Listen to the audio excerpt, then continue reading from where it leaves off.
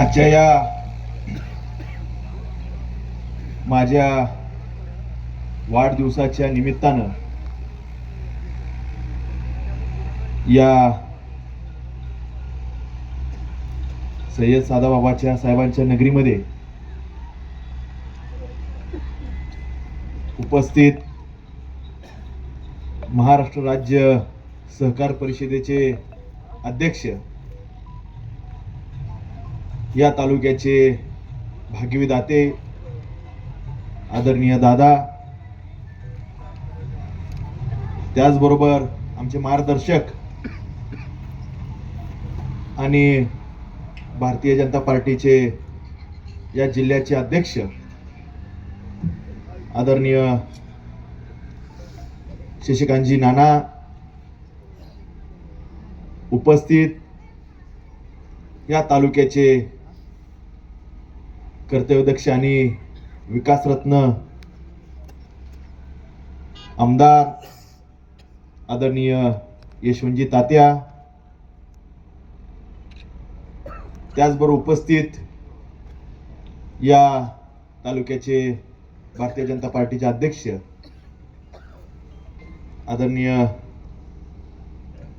सतीशजी काळेसाहेब, त्याचबरोबर आमचे वाघमारे साहेब, प्रकाश भाऊ, आणि ज्यांनी हा सत्कार सय्यद वरवडला त्या ठिकाणी वाढदिवस होतोय. खर तर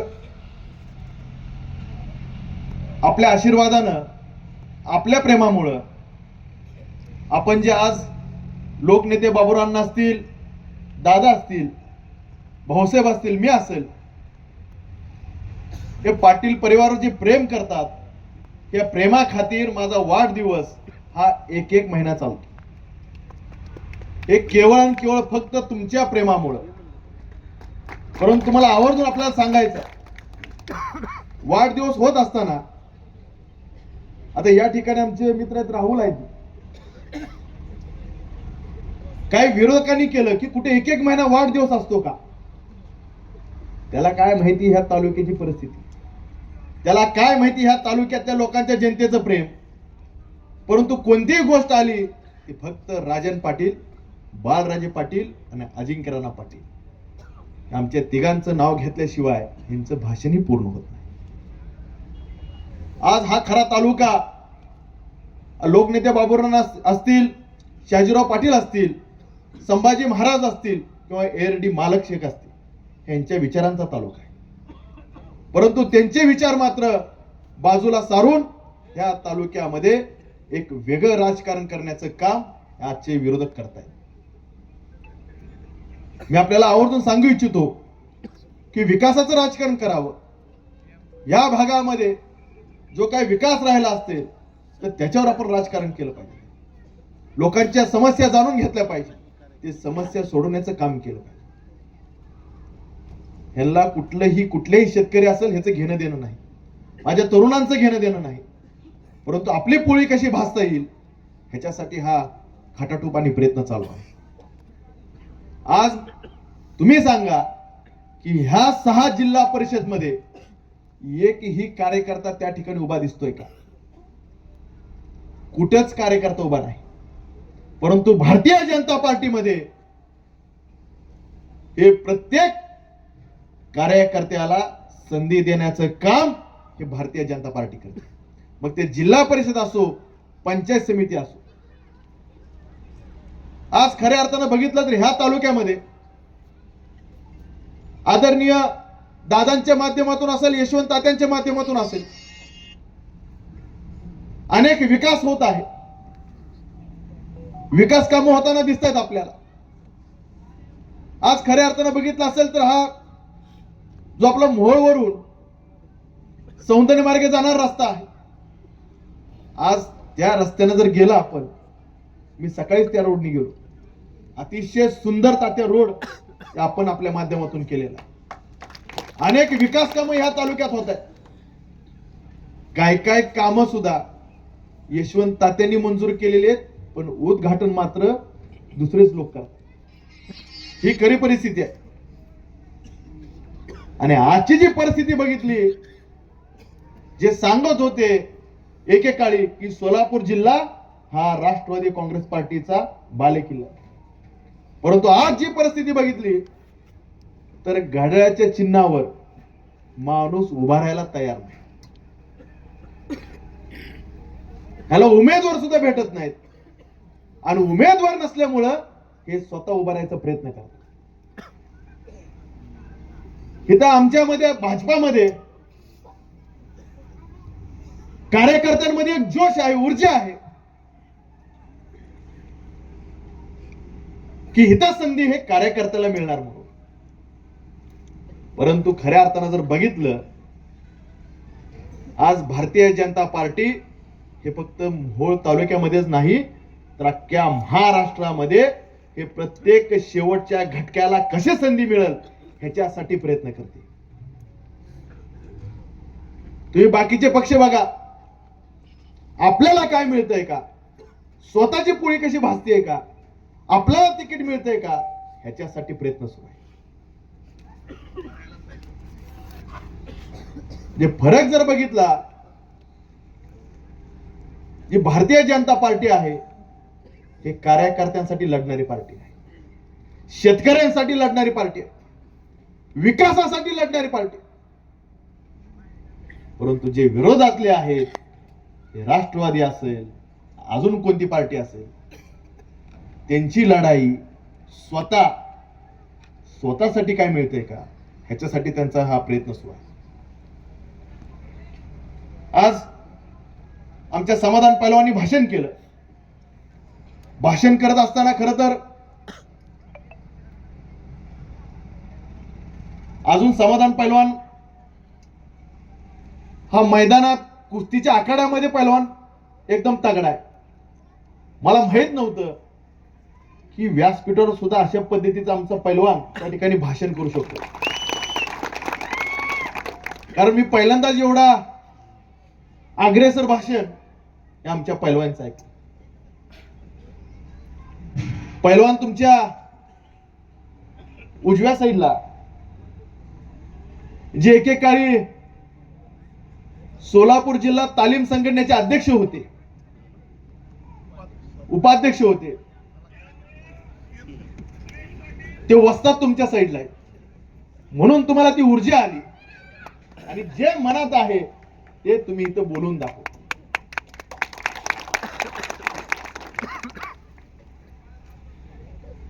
जसं पैलवानचा वस्ताद असतो तसं माझा सुद्धा वस्ताद आहे. मी जरी पैलवान नसेल ना, मी जरी पैलवान नसेल, परंतु माझा वस्ताद माझा बाप आहे.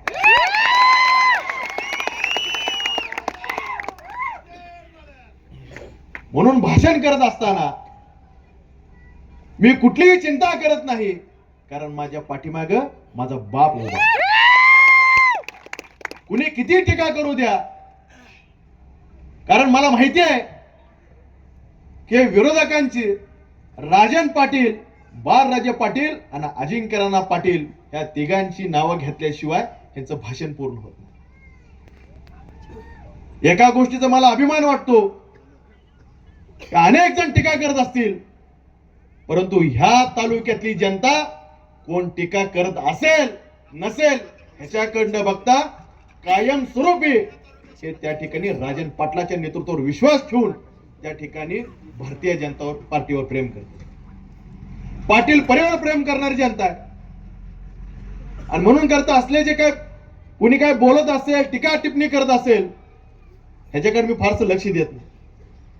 परंतु येणाऱ्या काळामध्ये जसं पैलवानी सांगितलं की उत्तराला प्रत्युत्तर दिलं पाहिजे, जसं शहाला कटशा असतो बुद्धिबळामध्ये, तसं येणाऱ्या काळामध्ये तुम्हाला वाटत असेल की आपल्यावर टीका करणार नाहीत, ह्यांना आपलं काय माहिती नाही, मी आवर्जून सांगतो, मी बाबुराव अण्णांचा नातू आहे. मी लोकनेते बाबुराव अण्णांचा नातू आहे आणि राजन पाटलाचा धाकटा आहे. त्याच्यावर कोणाचाही नाद करा, पण राजन पाटलाचा मात्र नाद तुम्ही करू नका.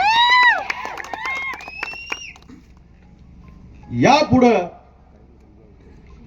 जशास तसं उत्तर तुम्हाला त्या ठिकाणी दिलं जाईल. आरे म्हणलं तर तुम्हाला कार्य म्हणणे हे अजिंक्यराणा पाटील त्या ठिकाणी आधी पुढा. त्याच्यामुळं आता व्यासपीठावर नाना बसलेत. नाना, आपली भारतीय जनता पार्टीची ताकद त्या अख्ख्या महाराष्ट्राला माहिती आहे. कारण एखादी ताकद त्या ठिकाणी पाठीमागाच उभारली तर त्या ठिकाणी माणसामध्ये ऊर्जा निर्माण होत असते. आणि त्याच पद्धतीनं आदरणीय देवाभाऊ असतील, जयभाऊ असतील किंवा आमचे नाना असतील, हे अशा पद्धतीची ताकद त्या ठिकाणी निर्माण करतात आणि तरुणाच्या पाठीमागे उभा करतात की तो कोणत्याही त्या ठिकाणी इलेक्शन असू द्या, त्या इलेक्शनला सामोरं जाण्याची ताकद त्या भारतीय जनता पार्टीमध्ये.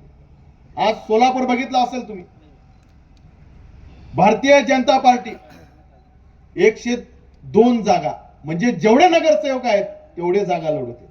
परंतु दुसरे पार्टीचे लोक आहेत त्याला उमेदवार मिळत नाहीत. कधी ह्याच्यासोबत जा, कधी त्याच्यासोबत जा, ह्याच्यासोबत जा, त्याला घे सोबत, ह्याला घे सोबत. उमेदवार मिळत नाही, ह्याला उमेदवार मिळत नाहीत आणि म्हणून करता हे फक्त पार्टीला बदनाम करण्याचं काम करतात. ह्यांच्याकडे विकासाचं विजन नाही.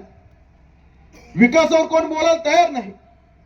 विकासावर बोलावं म्हणून सांगा, त्याला सांगा एखादी गोष्ट असेल तर विकासावर बोला. विकासावर मात्र कोण बोलणार नाही. अनेक मोठ्या गप्पा मारतात, मी एवढा निधी आणला, तेवढा निधी आणला, अमुक केलं, तमुक केलं.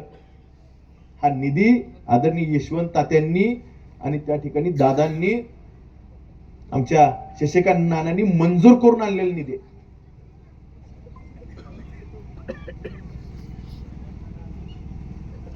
म्हणजे ह्यांचं कसं आहे, कोण का असना, कसं का असना, दिसतंय ना, आपलं नाव होतंय ना, काहीतरी करून आपण पुढे आलं पाहिजे.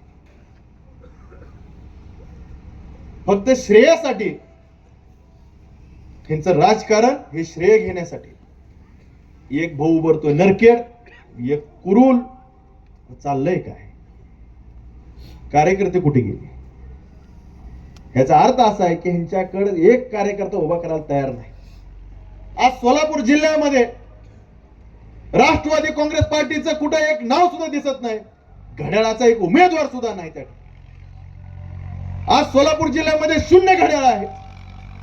घड्याळाचे जे 10 वाजून 10 मिनिटं होते ते आता घड्याळाचे 12 वाजलेले आहेत.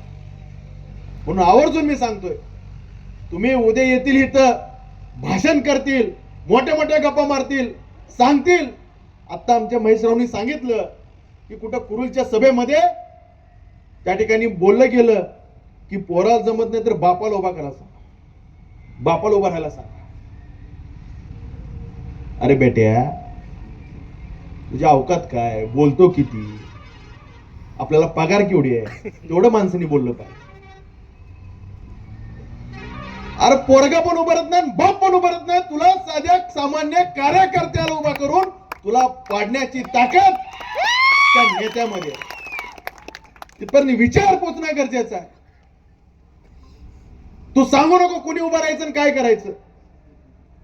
मोठ्या गप्पा तर मारूच नको, परंतु आवर्जून सांगतो तुला, तू कुठेही उभार.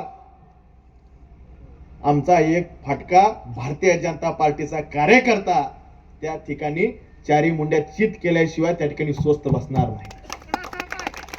कुठला साफ करून टाकायचा, ठेवायचंच नाही. आज खऱ्या अर्थानं मोहोळ शहरामध्ये सुद्धा